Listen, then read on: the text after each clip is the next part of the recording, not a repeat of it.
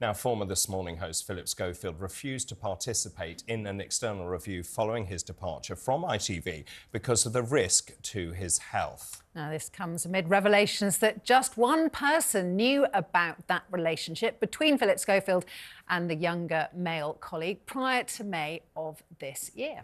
Well, joining us this morning is former BBC presenter Roger Bolton.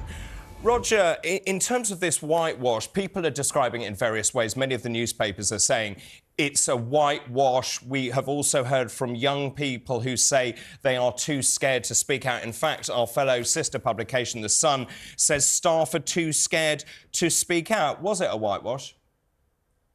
I don't know about a whitewash. It's very unsatisfactory, but I don't think it had a chance of success.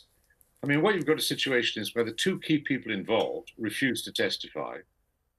It's conducted by a QC who, with the best will in the world, is in a different profession, doesn't understand what it's like to be working in television. And you've got young people who are very scared throughout the industry about their futures. The industry is going through anyway a very difficult period in terms of work, that a lot of people are out of work. But a lot of these young people are on short-term contracts. It's not they're specifically scared of their program, they're scared of the industry at the moment, because if they speak out, they may well, get a very shorter term contract. There are no trade unions to protect them on that. So what's in it for them? To go through this process, to be identified as the person who perhaps brings down a major presenter. And then you've also got a situation where companies themselves know that this particular or a particular presenter is so important to the show, they tend to treat them with kid gloves anyway.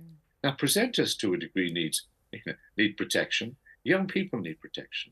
I think this is an industry-wide problem, and the worry, the sadness would be if people take this report and say, oh, look, there isn't a problem. There is a very big problem in which the Phillip Schofield affair is an illustration, but it's not the only one. Roger, I think you're absolutely right. As you implied, there always has been a power imbalance between the junior people working in broadcasting and the big stars. And the big stars have too much power, and the junior producers and runners and so on don't have enough. That, I think, we can all agree on. What I'm not sure a lot of people can agree on is what to do about it. Well, what I think the problem about this, you can't legislate your way out of this. In a sense, in the present circumstances, in the way the industry is organised, you're dependent on strong executive producers and strong commissioning editors, being sensitive to what's happening and make it absolutely clear to presenters and others in positions of power, certain behaviour isn't possible. And the problem is, presenters also need protecting. I mean, it's not an easy job being a presenter. You're going on, you're very tense. I mean, occasionally you're going to blow your mind and all of that sort of stuff. Because the show depends upon you. And I understand absolutely why people in frontline presenting jobs are sensitive and whatever, and they need handling, but also they need protecting. They need to be told, hold on, you can't behave like that. Look, I've heard these stories about you and this person, which they will have heard, whatever anybody said. I don't know whether it's true or not. Don't do it. And if this continues, we'll have to separate you. But also, if it is true that this young man involved, many decades younger, could have been the grandson almost of this presenter, was given preferential treatment. You should have spotted that. You should have asked questions. So I think it's an industry-wide problem. We can't just say, oh, well, that's it. The report's done. It's fine. Or, look, there's no real problem here. Recognize young people are exposed. They're not going to be able to speak out. Therefore, older people who are in positions of power have to get down amongst the workforce, keep their eyes open, and make sure people work in a proper situation. But I think you make some really important points there. How much of this, though, and I will go back to it, how much was a box-ticking exercise by ITV? Because in many ways, they were complicit, as you say. When you're a big star, they do look after you. The networks do look after you. This young man was ferried around by cars, paid for by ITV. How do you also square that with the interview that Eamon Holmes gave, which was, I would say, fairly eviscerating? Well, it certainly was. Mind you, how can I put this very gently? There's a fair amount of rivalry between presenters, shall we say, and people are often a little upset that they no longer occupy the eminent position in presenting that used to do. So I don't know. Eamon's a nice guy, but I don't know about that. But I think what you've got to say about the situation is that ITV were in a fix.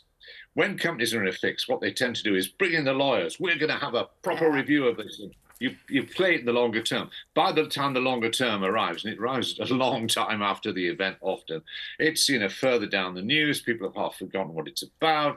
Right, now let's check box ticking in the sense of, are we okay? What will our shareholders think?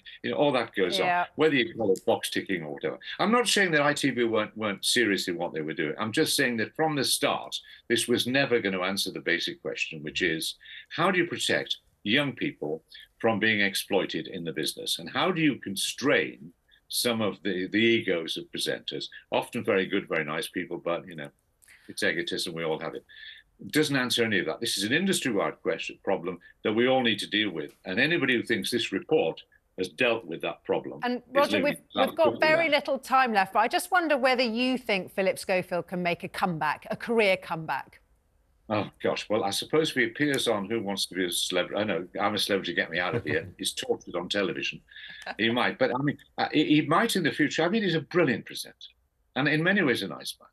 But I think his days as a main presenter are finished. But it may be, if he has a passion for something like natural history or something else, he has a way forward then. But I cannot ever see him coming back to the position he once had.